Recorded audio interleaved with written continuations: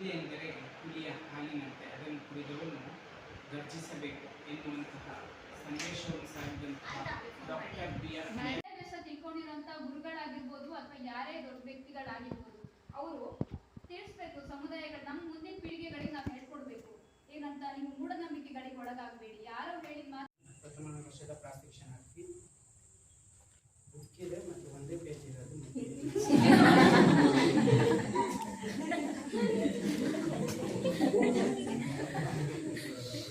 ಊರೊಳಗಿದ್ದರೆ ಉಪಾಧಿಗನೆಂಬರು, ಅಡವಿಯೊಳಗಿದ್ದರೆ ಮೃಗನೆಂಬರು, ಹೆಣ್ಣ ಬಿಟ್ಟರೆ ನಪುಂಸಕನೆಂಬರು, ಹೊನ್ನ ಬಿಟ್ಟರೆ ದಾರಿದ್ರ್ಯನೆಂಬರು, ಸಮತೆಯನ್ನು ನುಡಿದರೆ ಅಂಜುವನೆಂಬರು, ಮಾತನಾಡಿದರೆ ಜ್ಞಾನಿಗೆ ಕೈಯ ಮಾತೆಂಬರು, ಮಾತನಾಡದಿದ್ದರೆ ಮೂಕನೆಂಬರು. ಇದೇ ಕಾರಣ ಕೂಡಲ ಸಂಗಮ ದೇವ ನಿಮ್ಮ ಶರಣರ ಲೋಕದಿಚ್ಛೆ ನಡೆವ, ಲೋಕದಿಚ್ಛೆ ನುಡಿವ. ಅಂಬೇಡ್ಕರ್ ಬಯಲಲ್ಲಿ ಆಲಯದ ಬಯಲಾಗಿ ನಿಂತಹ ಮಹಾನ್ ವ್ಯಕ್ತಿ ಬಾಬಾ ಸಾಹೇಬ್ ಅಂಬೇಡ್ಕರ್. ಮಹಾನ್ ಮಾನವತಾವಾದಿ, ಮಹಾನ್ ಮೇಧಾವಿ, ಚಿಂತಕ, ಬರಹಗಾರ, ತತ್ವಜ್ಞಾನಿ, ಸಮಾಜ ಸುಧಾರಕ, ಸಮಾನತೆಯ ಹರಿಕಾರ, ಕಾನೂನು ತಜ್ಞ, ರಾಜಕೀಯ ತಜ್ಞ, ಸಾಮಾಜಿಕ ಶಾಸ್ತ್ರೀಯ ತಜ್ಞ, ಮುಖ್ಯವಾಗಿ ಆರ್ಥಿಕ ತಜ್ಞ. ಇಂತಹ ಎಲ್ಲ ತಜ್ಞಗಳನ್ನು ಒಳಗೊಂಡಂತಹ 52,000 ಪುಸ್ತಕಗಳ ಜ್ಞಾನವನ್ನು ಹೊಂದಿರುವಂತಹ ಮಹಾನ್ ನಾಯಕ ಡಾಕ್ಟರ್ ಬಿ.ಆರ್. ಅಂಬೇಡ್ಕರ್. ಅಂಬೇಡ್ಕರ್ ಅಂದ್ರೆ ಒಂದು ಹೆಸರಲ್ಲ, ಅದೊಂದು ಕ್ರಾಂತಿ. ಅಂಬೇಡ್ಕರ್ ಅಂದ್ರೆ ಬರೀ ಹೆಸರಲ್ಲ, ಅದು ಒಂದು ಜ್ಞಾನ. ಅಂಬೇಡ್ಕರ್ ಅಂದ್ರೆ ಬರೀ ಹೆಸರಲ್ಲ, ಅದು ನಡೆದಾಡುವಂತಹ ಗ್ರಂಥಾಲಯ. ಇದೆಲ್ಲ ನಾನೆಲ್ಲ ಹೇಳ್ತಿರೋದು ಅಮೆರಿಕದ ಮಹಾನ್ ಚಿಂತಕರು, ಅಂದಿನ ಕೊಲಂಬಿಯಾ ವಿಶ್ವವಿದ್ಯಾಲಯದ ಪ್ರಾಧ್ಯಾಪಕರು ಇಂತಹ ಬಿರುದುಗಳನ್ನು ಅಂಬೇಡ್ಕರ್ ಕೊಡ್ತಾರೆ. ಇವತ್ತು ನಾವು ನೋಡ್ತಾ ಇದ್ದೀವಿ, ಅಂಬೇಡ್ಕರ್ ಅವರು ಲಂಡನ್ಗೆ ಹೋದಾಗ ಲಂಡನ್ ಸ್ಕೂಲ್ ಆಫ್ ಎಕನಾಮಿಕ್ಸ್ ನಲ್ಲಿ ಲೈಬ್ರರಿಯಲ್ಲಿ ಓದ್ತಾ ಇದ್ರಂತೆ. ಹೊಟ್ಟೆ ಹಸಿಯತ್ತೆ, ಹೊರಗೆ ಹೋಗಕ್ ದುಡ್ಡಿಲ್ಲ, ಲೈಬ್ರರಿಯಲ್ಲಿ ಕುತ್ಕೊಂಡು ಒಂದು ಬ್ರೆಡ್ ತಿನ್ಬಿಡ್ತಾರಂತೆ ಓದ್ತಾ ಅದು ತಿನ್ನುವಾಗನು ಬುಕ್ ಅಲ್ಲೇ ಓದ್ತಾ ಇದ್ರಂತೆ. ಅವಾಗ ಒಬ್ಬ ಲೈಬ್ರರಿಯಲ್ಲಿ ನೋಡಿ, ಗೆಟ್ ಔಟ್, ನೀನು ಬರಬೇಡ, ನೀನು ಮ್ಯಾನಸ್ನ ಹಾಳು ಮಾಡಿದೀಯ ಅಂದಾಗ ಅಂಬೇಡ್ಕರ್ ಆಮೇಲೆ ಹೇಳ್ತಾರೆ, ಫಸ್ಟ್ಗೆ ಹೇಳಲ್ಲ ನಾನು ಬಡವ, ನಾನು ಈ ತರ ಅಂತ ಏನೇನು ಹೇಳಂಗಿಲ್ಲ. ಆಮೇಲೆ ಅವ್ನು ತನ್ನ ಕಷ್ಟವನ್ನು ಹೇಳ್ಕೊಂತ ನನ್ನ ಹತ್ರ ದುಡ್ಡಿಲ್ಲ ಅಂತ. ಆಮೇಲೆ ಅವ್ರಿಗೆ ಮತ್ತೆ ಅವಕಾಶ ಸಿಗತ್ತೆ. ಇವತ್ತಿಗೆ ಅದೇ ಲೈಬ್ರರಿಯಲ್ಲಿ ನಾವು ಹೋಗಿ ನೋಡಿದ್ರೆ ಅಂಬೇಡ್ಕರ್ ಎಲ್ಲಿ ಕೂತಿದ್ರು ಅಲ್ಲೇ ಅವ್ರ ದೊಡ್ಡ ಚಿತ್ರನೂ ಇದೆ. ಅವರ ಲೈಫ್ ಹಿಸ್ಟ್ರಿನೂ ಕೂಡ ಆ ಲಂಡನ್ ಸ್ಕೂಲ್ ಆಫ್ ಎಕನಾಮಿಕ್ಸ್ ಮತ್ತೆ ಅಮೆರಿಕದ ಕೊಲಂಬಿಯಾ ಯೂನಿವರ್ಸಿಟಿಯಲ್ಲಿ ಓದಿಸ್ತಾ ಇದ್ದಾರೆ. ಇದು ಅಂಬೇಡ್ಕರ್. ನೀವು ಅಂಬೇಡ್ಕರ್ ಭಾವಚಿತ್ರವನ್ನ ಅಮೆರಿಕದ ಕೊಲಂಬಿಯಾ ವಿಶ್ವವಿದ್ಯಾನಿಲಯದಲ್ಲಿ ಗೇಟ್ ಹೋದ ತಕ್ಷಣ ರೈಟ್ ಸೈಡಿಗೆ ಹೋದ್ರೆ ಅಂಬೇಡ್ಕರ್ ಅವರ ದೊಡ್ಡ ಪ್ರತಿಮೆ ಇದೆ. ಇಂತಹ ಮಹಾನ್ ವ್ಯಕ್ತಿನ ವಿದೇಶಿಯವರು ಹತ್ಕೊಂಡ್ರು, ಹೊರದೇಶದವರು ಹತ್ಕೊಂಡ್ರು, ಚೆನ್ನಾಗಿ ತಿಳ್ಕೊಂಡ್ರು. ಬಟ್ ನಮ್ಮ ದೇಶದಲ್ಲಿ ಇವತ್ತು ಬಹಳಷ್ಟು ಮಂದಿ ಅವರನ್ನ ಟೀಕೆಗೆ, ಟಿಪ್ಪಣಿಗಳಿಗೆ ಒಳಪಡಿಸಿದರು. ಇದು ಬೇಸರದ ಸಂಗತಿ. ಮೊನ್ನೆ ಒಂದು ನ್ಯೂಸ್ ನೋಡ್ತಾ ಇದ್ದೆ, ಅಂಬೇಡ್ಕರ್ ಅವರ ಜಯಂತಿ, ಅಂಬೇಡ್ಕರ್ ಒಬ್ಬ. ಇಂತಹ ದುಷ್ಟ ಮನಸ್ಥಿತಿಗಳು ಇನ್ನು ನಮ್ಮ ಭಾರತೀಯರಲ್ಲಿದೆ. ಆದರೆ ವಿದೇಶಿಯರು ಅವರನ್ನ ಫೋಟೋಗಳನ್ನ, ಅವರ ಪ್ರತಿಮೆಗಳನ್ನ ಹಾಕೊಂಡಿದ್ದಾರೆ.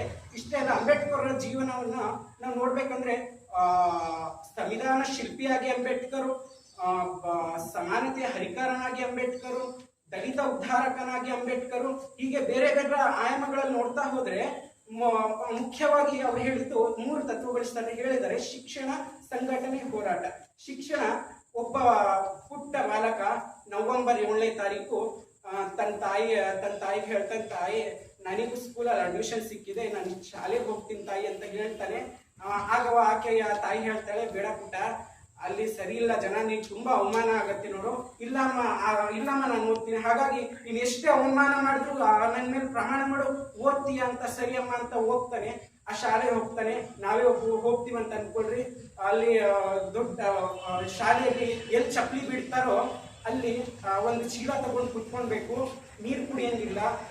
ಅವ್ನು ಊಟ ಎಲ್ಲಿ ಮಾಡ್ತಾರೋ ಅಲ್ಲಿ ಊಟ ಮಾಡಂಗಿಲ್ಲ, ಅವನನ್ನ ಸೇರಿಸ್ಕೊಳಂಗಿಲ್ಲ, ಗೇಲಿ ಮಾಡೋದು. ಇಂತಹ ಇಷ್ಟು ಅವಮಾನಗಳು. ಅಷ್ಟೇ ಅಲ್ಲ, ಅವರ ಆತ್ಮಚರಿತ್ರೆಯಲ್ಲಿ ಅವರು ಹೇಳ್ತಾರೆ, ಆತ್ಮಚರಿತ್ರೆಯಲ್ಲಿ ಏನಂತ ಬರೀತಾರಂದ್ರೆ, ನೋ P1 ನೋ ವಾಟರ್, ಅಂದ್ರೆ P1 ಇಲ್ಲ ಅಂದ್ರೆ ಅವ್ರಿಗೆ ನೀರು ಕುಡಿಯಂಗಿಲ್ಲ ಅಂತೇಳಿ ಅವರ ಆತ್ಮಚರಿತ್ರೆಯನ್ನು ಒಟ್ಟಾರೆಯಾಗಿ 6 ಅಧ್ಯಯನಗಳ ವಿಂಗಡಿಸಿದ್ದಾರೆ. ಅದರಲ್ಲಿ 4 ಅಧ್ಯಯನಗಳಲ್ಲಿ ಅವ್ರ ಜೀವನ ಅನುಭವವನ್ನು ಹೇಳ್ತಾರೆ, ಇನ್ನು 2ರಲ್ಲಿ ಬೇರೆಯವರ ಜೀವನ ಅನುಭವದಲ್ಲಿ ಹೇಳ್ತಾರೆ. No teacher, no P1 no water. ಇಂತಹ ಇಷ್ಟೆಲ್ಲ ಅದನ್ನು ಓದ್ಕೊಂಡು 1912ರಲ್ಲಿ ಮುಂಬೈ ವಿಶ್ವವಿದ್ಯಾನಿಲಯದಲ್ಲಿ BA ಪದವಿ ಪಡೆದು ನಂತರ 11.5 ಪೌಂಡ್ ಅಲ್ಲಿ ವಿದೇಶಿ ವಿದ್ಯಾರ್ಥಿ ವೇತನ ಪಡೆದು ಅಮೆರಿಕದಲ್ಲಿ ಹೋಗಿ ಅರ್ಥಶಾಸ್ತ್ರದಲ್ಲಿ ಪದವಿ ಪಡೆದು, ತತ್ವಶಾಸ್ತ್ರದಲ್ಲಿ ಪದವಿ, ಸಾಂಸ್ಕೃತಿಕ ಶಾಸ್ತ್ರದಲ್ಲಿ ಪದವಿ ಪಡೆದು ನಂತರ ಲಂಡನ್ ಸ್ಕೂಲ್ ಆಫ್ ಎಕನಾಮಿಕ್ಸ್ ನಲ್ಲಿ ರಾಜ್ಯಶಾಸ್ತ್ರ, ಇನ್ನು ಬೇರೆ ಬೇರೆ ವಿಷಯಗಳು ಪಡೆದಂತಹ 9 ಭಾಷೆಗಳನ್ನು ಬಲ್ಲವಂತ ವ್ಯಕ್ತಿ ನಮ್ಮ ದೇಶಕ್ಕೆ 26 ಡಿಗ್ರಿ ತಗೊಂಡು ವಿಶ್ವದಲ್ಲೇ ಭಾರತದಲ್ಲಿ ಮೊಟ್ಟ ಮೊದಲವಾಗಿ ಅರ್ಥಶಾಸ್ತ್ರದ ಡಿಗ್ರಿ ತಗೊಂಡು ನಮ್ಮ ಭಾರತಕ್ಕೆ ಬರ್ತಾನೆ. ಅದು ಡಾಕ್ಟರೇಟ್ ಪಡೆದು ಇಡೀ ಭಾರತದಲ್ಲಿ ಮೊಟ್ಟ ಮೊದಲ ವ್ಯಕ್ತಿ ಅಂದ್ರೆ ಡಾಕ್ಟರೇಟ್ ಪಡೆದವರು ಬಾಬಾ ಸಾಹೇಬ್ ಅಂಬೇಡ್ಕರ್ ಭಾರತಕ್ಕೆ ಬಂದಾಗ 1927ರಲ್ಲಿ ಅವರು ಭಾರತಕ್ಕೆ ಬಂದಾಗ ಅವರಿಗೆ ಬಡಹ ಸಂಸ್ಥಾನದ ಅವರು ಏನಂತ ಸಿವಿಲ್ ಸರ್ವಿಸ್ ನಮ್ಮ ಆಫೀಸಲ್ಲಿ ಉನ್ನತ ದರ್ಜೆ ಹುದ್ದೆಯಲ್ಲಿ ಬಂದು ಕುತ್ಕೊಳ್ಳಪ್ಪ ಅಂತಾರೆ. ಸರಿ ಅಂತ ಕುತ್ಕೊಂತಾರೆ. ಅಲ್ಲೂ ಕೂಡ P1, ಅಲ್ಲೂ ಕೂಡ ಬಂದಂತಹ ಇಷ್ಟೆಲ್ಲ 9 ಭಾಷೆಗಳು, 26 ಡಿಗ್ರಿ, PhD ಪಡೆದಂತಹ ವ್ಯಕ್ತಿಗೆ ಇರ್ಲಿಕ್ಕೆ ಒಂದು ಮನೆ ಕೊಡಂಗಿಲ್ಲ. ಹಾಗಾಗಿ ಪಾರ್ಸಿ ಜನಾಂಗದಲ್ಲಿ ಹೋಗಿ ಕೇಳ್ತಾರೆ.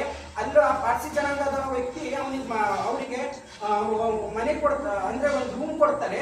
ಅದು ಕೆಟ್ಟೋಗಿರೋಂಥ ರೂಮ್. ಅದರಲ್ಲಿ ಇದ್ದು ಮಾರನೇ ದಿವಸ ಏನಾಗುತ್ತೆ ಅಂದ್ರೆ ಆ ಪಾರ್ಸಿ ಜನಾಂಗದ ವ್ಯಕ್ತಿಗಳಿಗೆ ಗೊತ್ತಾಗತ್ತೆ, ನೀನು ಅಸ್ಪೃಶ್ಯ, ನೀನು ಇಲ್ಲಿ ಇರಬಾರ್ದು, ಹೋಗ್ಬಿಡುವಂತ ಲಾಠಿಗಳೆಲ್ಲ ತಗೊಂಡು ಬಂದಾಗ ಅಂಬೇಡ್ಕರ್ ಅವರು ಇಲ್ಲಿ ದೊಡ್ಡ ಸಮಸ್ಯೆ ಆಗತ್ತಂತೆ, ಸರಿ ಅಂತ ಹೋಗಿ ಹೊರಗೆ ಬರ್ತಾರೆ. ಅಲ್ಲಿಂದ ಒಬ್ಬ ಕ್ರೈಸ್ತ ಇದರಲ್ಲಿ ಇರ್ತಾರೆ ಹಾಸ್ಟೆಲ್ ಅಲ್ಲಿ.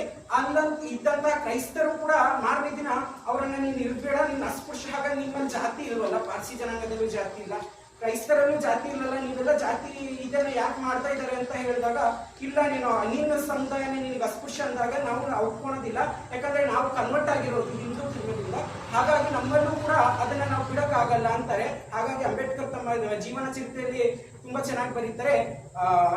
ಹಿಂದೂ ಧರ್ಮದಲ್ಲಿರುವಂತಹ ಅಸ್ಪೃಶ್ಯತೆ ಪಾರ್ಸಿ ಧರ್ಮದಲ್ಲೂ ಇದೆ ಮತ್ತು ಕ್ರೈಸ್ತ ಧರ್ಮದಲ್ಲೂ ಇದೆ ಅಂತ. ಹೀಗೆ ಇನ್ನೊಂದು ಗಂಟೆನೆ ಅವರು ಮಹಾರಾಷ್ಟ್ರದ ಔರಂಗಜೇಬ್ನ ಏನ್ ಸಮಾಧಿ ಇದೆ ಅದನ್ನ ನೋಡೋಕೆ ಹೋಗುವಾಗ ಅಲ್ಲೂ ಕೂಡ ಒಂದು ಮುಸ್ಲಿಂ ಸಮುದಾಯ ಅವರನ್ನ ಯಾರ ಫ್ರೆಂಡ್ಸ್ ಅಲ್ಲಿ ನೀರಿರುತ್ತೆ, ಅಲ್ಲಿ ಕೆರೆ ಇರುತ್ತೆ, ಅಲ್ಲಿ ಮುಖ ತೊಳೆದಾಗ ಉಳಿಯಕ್ ಬರ್ತಾರೆ.